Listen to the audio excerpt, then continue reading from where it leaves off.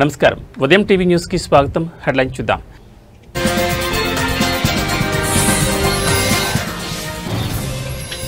జంతువుల బారి నుంచి భక్తుల భద్రతకు టీటీడీ ఏర్పాట్లు. తిరుమలకు వెళ్లే మెట్ల మార్గంలో 100 ట్రాప్ కెమెరాలు.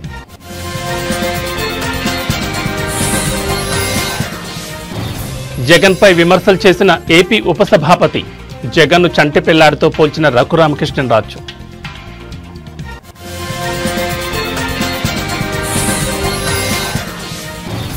ఎన్టీఆర్ జిల్లా నందిగామలో భారీ కుంభకోణం. రైతులకు కుచ్చుటోపి పెట్టి 2 కోట్లు స్వాహా.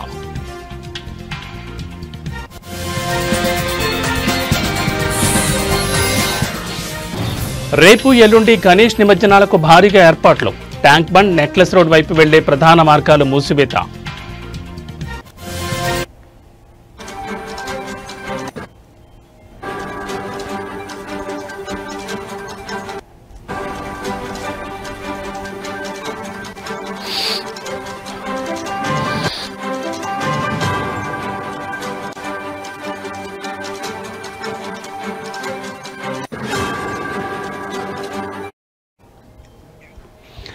బులెటిన్లో బ్రేకింగ్ న్యూస్ చూస్తున్నాం. శేషాచలం అనగానే అందరికీ గుర్తొచ్చేది ఎర్రచందనం. అయితే అంతే స్థాయిలో అక్కడ వన్యప్రాణులు కూడా ఉన్నాయి. ముఖ్యంగా చిరుతపులుల సంచారం ఎక్కువైంది. ఏనుగులు, ఇతర వైల్డ్ లైఫ్ కూడా చాలానే ఉంది. వాటి బారి నుంచి మనుషులను కాపాడుకోవడం ఎంత ముఖ్యమో వేటగాళ్ల నుంచి వన్యప్రాణులను కాపాడుకోవడం కూడా అంతే ముఖ్యం.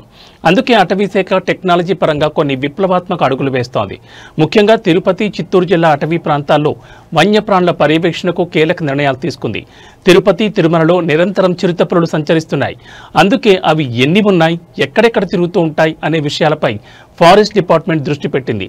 వాటితో పాటు ఇతర జంతువుల సంచారాన్ని అంచనా వేసేలా చర్యలు తీసుకుంది.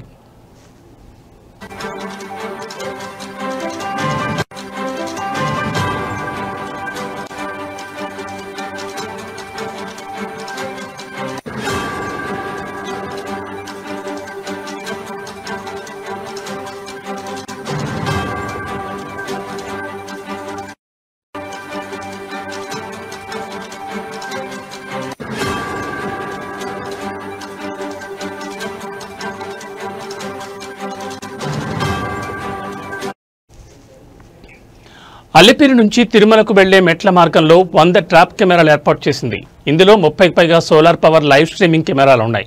వాటితో పాటు ఏఐ ఆధారిత పర్యవేక్షణ, ప్రెడిక్టివ్ అనాలిసిస్, డ్రోన్ నిఘా లాంటి వ్యవస్థను ఏర్పాటు చేశారు.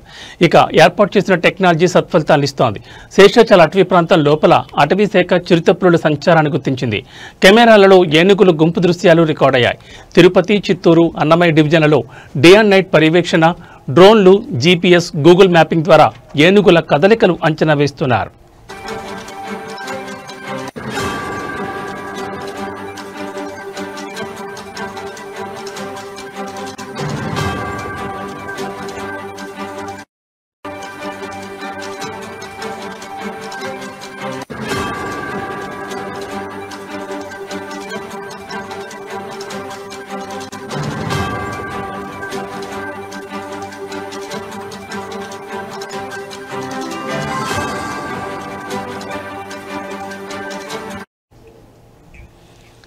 ఏనుగుల దాడులను అడ్డుకట్ట వేయడానికి ప్రత్యేక టాస్క్ ఫోర్స్ ఏర్పాటు చేశారు.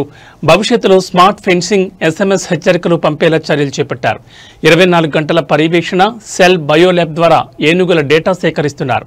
కమ్యూనికేషన్, హెచ్చరికలు వాట్సాప్, లౌడ్ స్పీకర్ ద్వారా ప్రజలకు చేరవేస్తున్నారు. తాజా లెక్కల ప్రకారం తిరుపతి డివిజన్లో 40కి పైగా ఏనుగులు ఉన్నట్లుగా గుర్తించారు. ట్రాప్ కెమెరాలు, చిరుతపులి వీడియోలు రికార్డ్ అయ్యాయి. డ్రోన్ కెమెరా, ట్రాప్ కెమెరాల్లోనూ ఏనుగులు సంచరిస్తున్న దృశ్యాలు కనిపించాయి.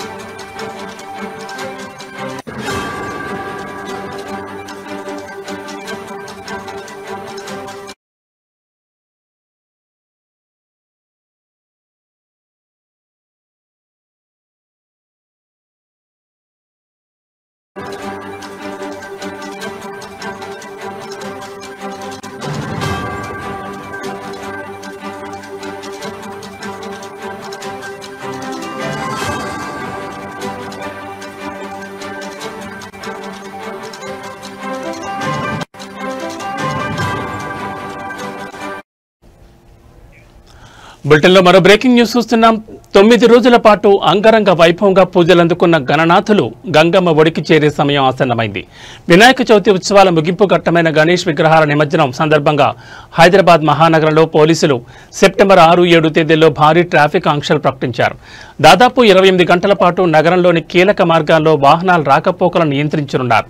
శోభాయాత్ర ప్రశాంతంగా సాఫీగా సాగేందుకు, అదే సమయంలో సాధారణ ప్రజలకు అసౌకర్యం కలగకుండా ఉండేందుకు ఈ చర్యలు తీసుకుంటున్నట్లు నగర పోలీస్ యంత్రాంగం వెల్లడించింది. ఈ సమయంలో నగరవాసులు పోలీసులకు సహకరించి ప్రత్యామ్నాయ మార్గాలను ఎంచుకోవాలని విజ్ఞప్తి చేశారు.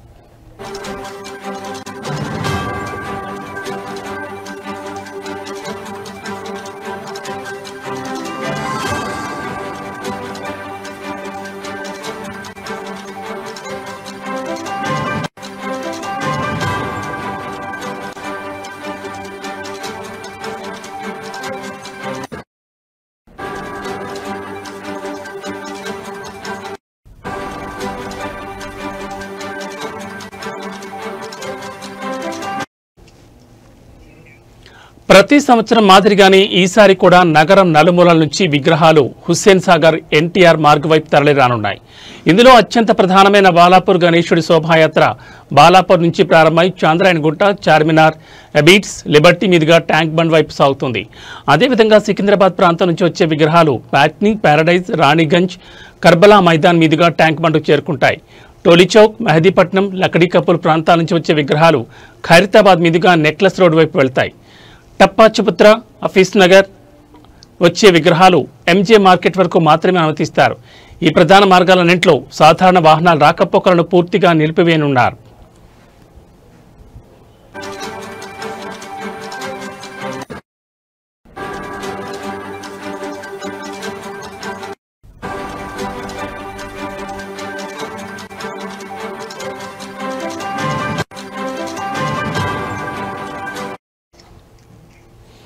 నగరంలోని వివిధ జోన్లలో ట్రాఫిక్ను భారీగా మళ్లించనున్నారు. ముఖ్యంగా సౌత్ ఈస్ట్ జోన్లలో కేశవగిరి, చాంద్రాయణగుట్ట, ముసారాంబాగ్, చెంచల్గూడ ప్రాంతాల నుంచి వచ్చే ట్రాఫిక్ను ఇతర మార్గాల వైపు పంపిస్తారు. Aliabad, Madina, Nayapul, MJ market, Shivaji bridge, Putlibowli, Himayat Nagar, YMC వంటి రద్దీ ప్రాంతాల్లో కఠినమైన ఆంక్షలు ఉంటాయి. అదేవిధంగా లిబర్టీ, అబీడ్స్, ఖైరతాబాద్, ట్యాంక్ బండ్, బుద్ధ భవన్ జంక్షన్లను పూర్తిగా మూసివేస్తారు. నార్త్ జోన్లో ప్యాట్నీ, ప్యారడైజ్, రాణిగంజ్ చౌరస్తాలలో ట్రాఫిక్ను దారి మళ్లిస్తారు.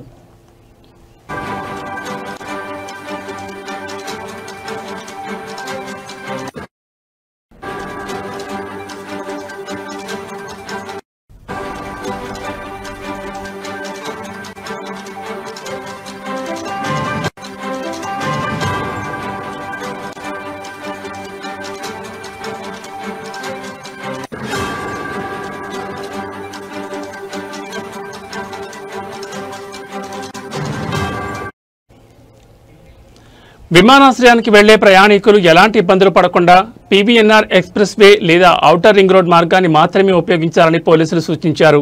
సికింద్రాబాద్ రైల్వే స్టేషన్కి వెళ్లాలనుకునేవారు బేగంపేట, ప్యారడైజ్ మార్గాన్ని ఎంచుకోవడం సురక్షితం.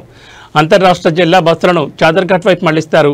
ఆర్టీసీ బస్సులు సైతం రద్దీ సమయాల్లో మెహదీపట్నం, కుకట్పల్లి, సికింద్రాబాద్, ఉప్పల్, దిల్సుఖ్ నగర్, నారాయణగూడ వరకు మాత్రమే వచ్చి వెళ్లనున్నాయి.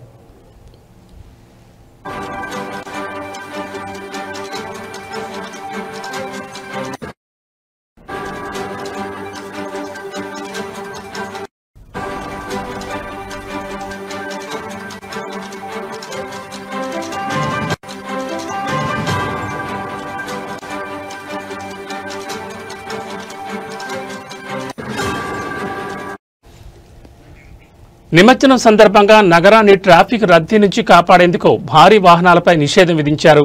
సెప్టెంబర్ 6వ తేదీ ఉదయం 8 గంటల నుంచి సెప్టెంబర్ 7వ తేదీ రాత్రి 11 గంటల వరకు నగరంలోకి లారీల ప్రవేశాన్ని పూర్తిగా నిషేధించారు. ఈ వాహనాలు కేవలం ఔటర్ రింగ్ రోడ్ మీదుగా మాత్రమే ప్రయాణించాల్సి ఉంటుంది. మరోవైపు నిమజ్జనాన్ని వీక్షించేందుకు వచ్చే భక్తులు, ప్రజల వాహనాల కోసం ప్రత్యేక పార్కింగ్ ప్రదేశాలను ఏర్పాటు చేశారు. ఎన్టీఆర్ స్టేడియం, కట్టమైసమ్మ దేవాలయం, పబ్లిక్ గార్డెన్స్, బుద్ధ భవన్ వెనుక, Adarsh Nagar, BRK Bhavan, Khairatabad MMT station వద్ద పార్కింగ్ చేసుకోవచ్చని అధికారులు వెల్లడించారు.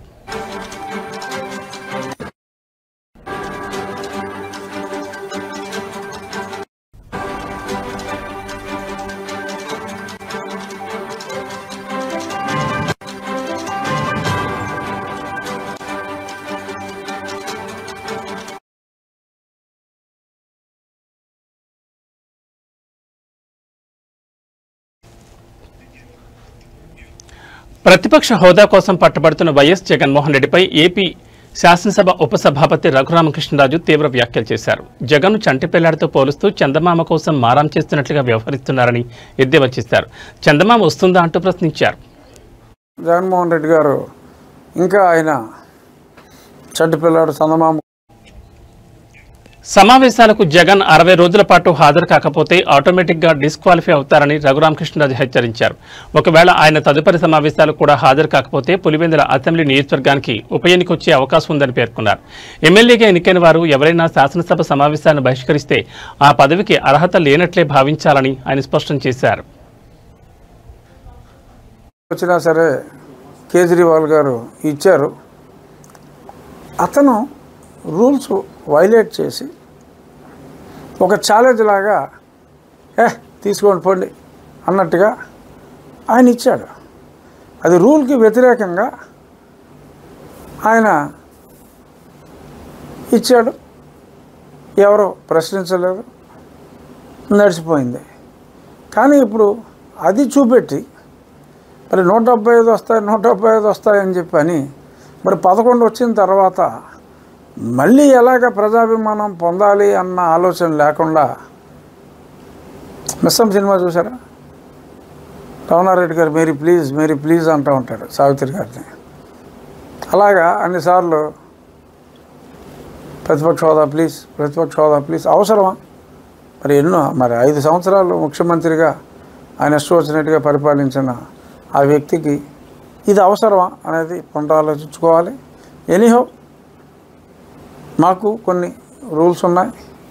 60 రోజుల పాటు ఆయన అసెంబ్లీ సమావేశాలకు రాకపోతే ఆటోమేటిక్గా అది మా చేతుల్లో కూడా ఏం ఉండదు. ఆటోమేటిక్గా ఆయన డిస్క్వాలిఫై అయిపోతారు.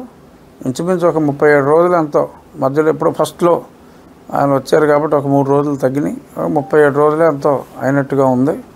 మరి ఈ సమావేశాలు తర్వాత సమావేశాలకు కూడా మరి ఆయన రాకపోతే మొన్న పులివెందులు ఏదో బై ఎలక్షన్ వచ్చింది కదా, అలాగే పులివెందుల అసెంబ్లీకి కూడా బై ఎలక్షన్ వచ్చే అవకాశం ఉండొచ్చు.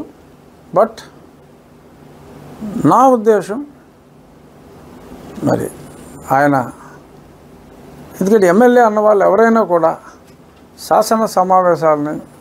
శాసనసభ సమావేశాలని బహిష్కరిస్తే వారు నిజంగా కూడా ఆ పదవికి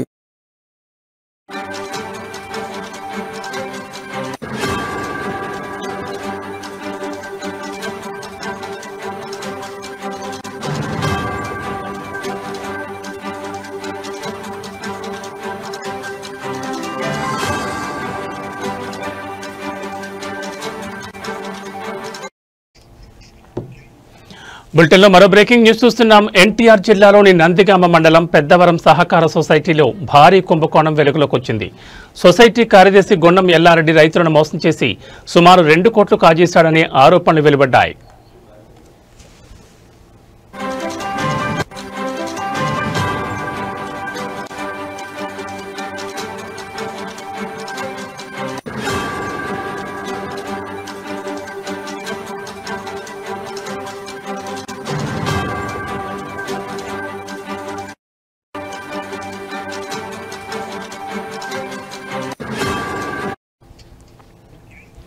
గత 30 సంవత్సరాలుగా గుమాస్తాగా పనిచేస్తున్న ఎల్లారెడ్డి 2014లో కార్యదర్శిగా పదోన్నతి పొందాడు.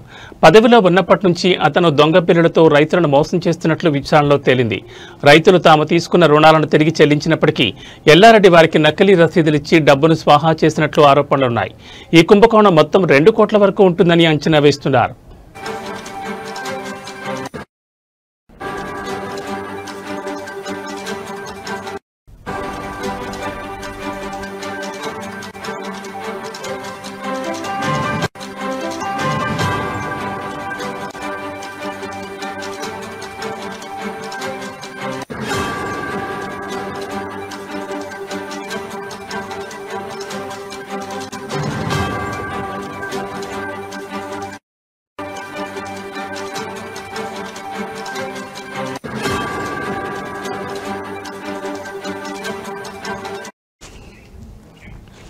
ఈ విషయంపై అధికారులు సీరియస్ గా స్పందించారు. ఎల్లారెడ్డిపై చర్యలు తీసుకోవడానికి రంగం సిద్ధం చేశారు. అధికారులు ఇప్పటిపై దీనిపై విచారణ ప్రారంభించి పూర్తి వివరాలు సేకరిస్తున్నారు. విచారణ పూర్తయిన తర్వాత 1-2 రోజుల్లో ఎల్లారెడ్డిని సస్పెండ్ చేసే అవకాశం ఉందని తెలుస్తోంది. ఈ ఘటనపై రైతులు తీవ్ర ఆగ్రహం వ్యక్తం చేస్తున్నారు.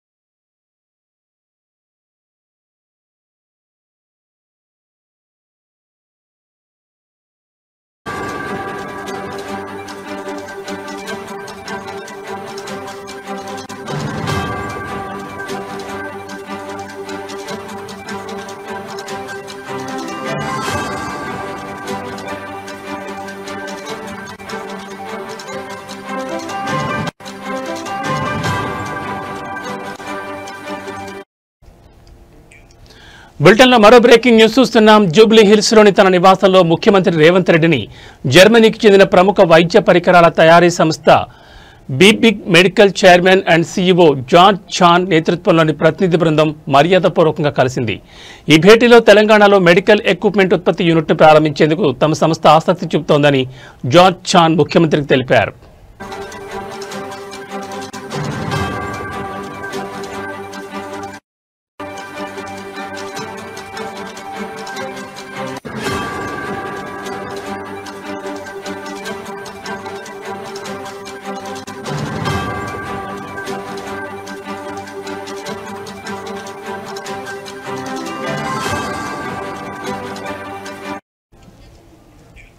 తెలంగాణలో పెట్టుబడులు పెట్టడానికి ముందుకు వచ్చిన జర్మనీ కంపెనీ నిర్ణయాన్ని ముఖ్యమంత్రి రేవంత్ రెడ్డి స్వాగతించారు.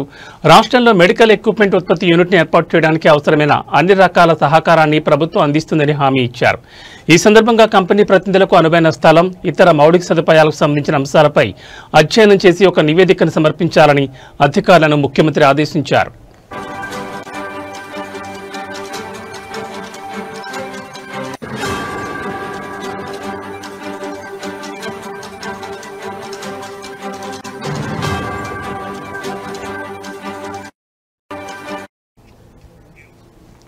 ఈ సమావేశంలో తెలంగాణలోని ప్రభుత్వ ఆసుపత్రుల్లో అత్యాధునిక వైద్య పరికరాలతో పాటు క్యాన్సర్ చికిత్సకు అత్యంత కీలకమైన రేడియేషన్ సెంటర్లను ఏర్పాటు చేయాలని ముఖ్యమంత్రి బీబిగ్ మెడికల్ ప్రతినిధులను కోరారు. తద్వారా రాష్ట్రంలో క్యాన్సర్ రోగులకు మెరుగైన వైద్య సేవలు అందుబాటులోకి వస్తాయని ఆయన అభిప్రాయపడ్డారు.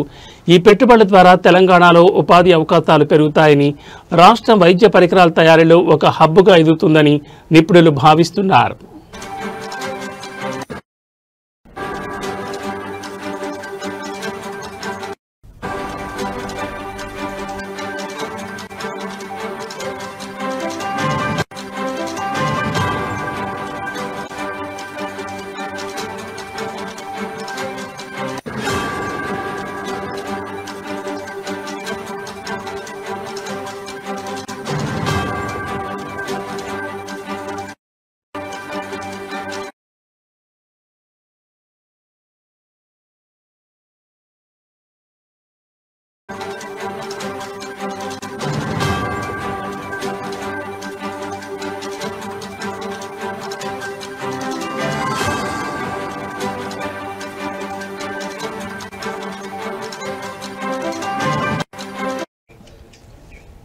బులెటిన్లో మరో బ్రేకింగ్ న్యూస్ చూస్తున్నాం. బీఆర్ఎస్ అధినేత కేసీఆర్ కు దైవభక్తి ఎక్కువని విషయం తెలిసిందే. హోమాలపై ఆయనకు ఎంతో నమ్మకం. ఇప్పటికే ఆయన ఎన్నోసార్లు పలు రకాల హోమాలు నిర్వహించారు. తాజాగా మరో హోమం నిర్వహించేందుకు ఆయన సిద్ధమయ్యారు. ఎర్రవెల్లిలోని తన వ్యవసాయ క్షేత్రంలో గణపతి హోమం నిర్వహించబోతున్నారు. దీనికి సంబంధించి అన్ని ఏర్పాట్లు పూర్తయ్యాయి. మధ్యాహ్నం 12 గంటలకు హోమం ప్రారంభమవుతుంది. తన భార్య శోభతో కలిసి కేసీఆర్ హోమంలో పాల్గొనున్నారు. విఘ్నాలు తొలగాలని ప్రార్థిస్తూ కేసీఆర్ హోమం నిర్వహించనున్నారు. మరోవైపు బీఆర్ఎస్ వర్కింగ్ ప్రెసిడెంట్ కేటీఆర్ గత 5 రోజులుగా ఎర్రవల్లి ఫామ్ హౌస్లోనే ఉన్నారు. హోమానికి కొద్దిమంది నేతలను మాత్రమే ఆహ్వానించారు.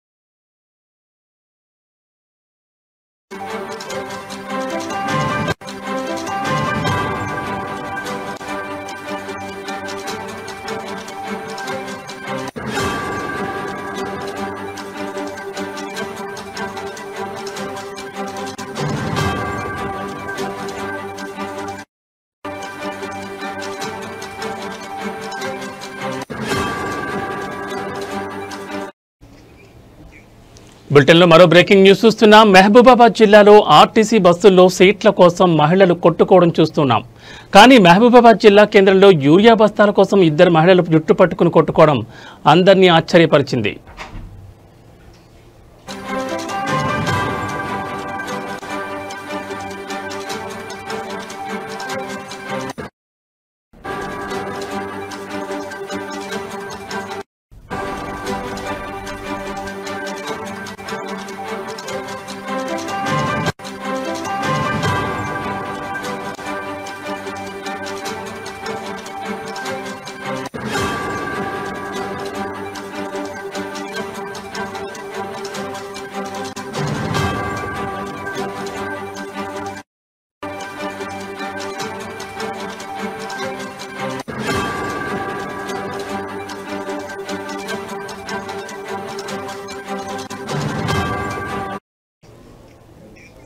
ఈ ఘటన మహబూబాబాద్లోని వివేకానంద సెంటర్ వద్ద ఉన్న ఆగ్రోస్ రైతు సేవా కేంద్రం ముందు జరిగింది.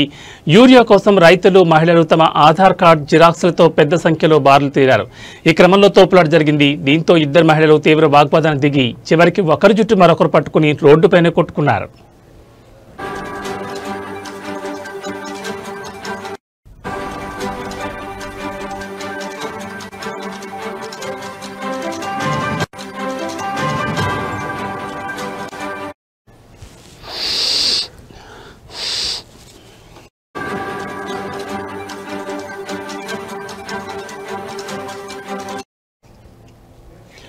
ప్రధాన రహదారిపై వారు పోట్లాడుతూ కొట్టుకోవడం చూసి చుట్టుపక్కల ప్రజలు విస్తుపోయారు. వారిని ఆపేందుకు కొందరు ప్రయత్నించినా వారు ఆగలేదు. చివరికి ఇద్దరు వ్యక్తులు ధైర్యం చేసి వారిని బలవంతంగా విడదీశారు.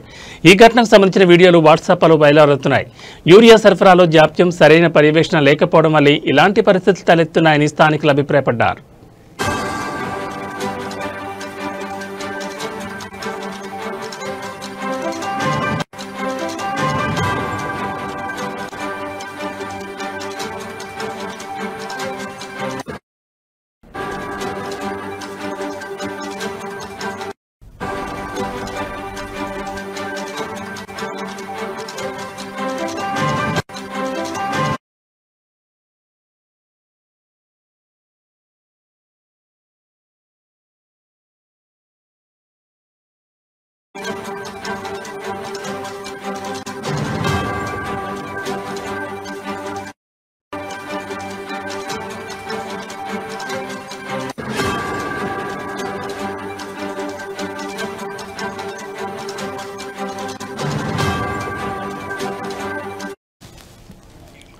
బులెటిన్లో మరో బ్రేకింగ్ న్యూస్ చూస్తున్నాం. రాజన్న సిరిసిల్ల జిల్లా తంగళ్లపల్లి మండలం పద్మానగర్లోని ఇందిరానగర్లో గురువారం రాత్రి రెండు వర్గాల మధ్య ఘర్షణ చోటు చేసుకుంది.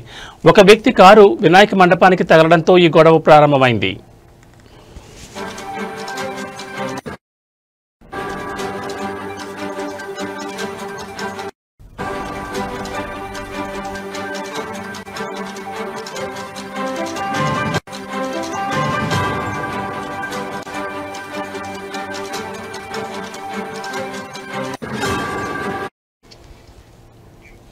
ఈ ఘటనతో ఆగ్రహానికి గురైన రెండు గ్రూపులు పరస్పరం దాడులు చేసుకున్నాయి.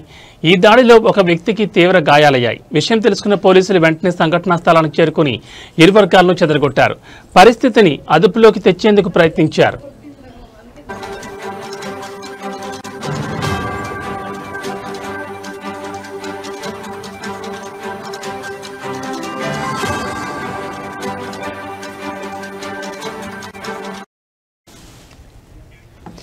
ఈ గొడవకు సంబంధించిన పూర్తి వివరాలపై పోలీసులు దర్యాప్తు చేస్తున్నారు.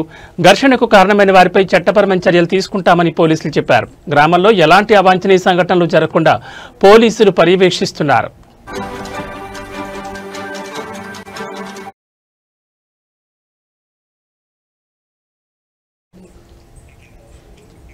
ఇవి బులెటిన్ అప్డేట్స్. మరిన్ని అప్డేట్స్తో మళ్ళీ కలుద్దాం. నమస్కారం.